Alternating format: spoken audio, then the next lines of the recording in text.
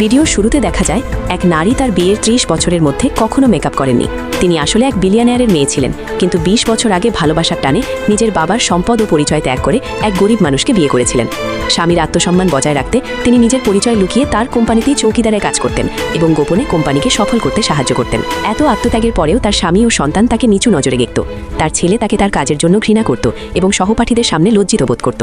একদিন তার স্বামী অফিস থেকে ফিরে তার উপর তালাকের কাগজ ছুঁড়ে মারে। তার কারণ ছিল তার কোম্পানি এখন বড় হচ্ছে এবং তার স্ট্যাটাসের সাথে মানানসই একজন স্ত্রী প্রয়োজন, কোনো চৌকিদার নয়। সেই নারী যখন তালাকের কাগজে সই করতে যাচ্ছিলেন, তখন তিনি জানতে পারেন যে তার স্বামী গত 20 বছর ধরে তাকে ঠকাচ্ছিল এবং তার এক প্রেমিকা আছে যে তার চেয়ে 20 বছরের ছোট।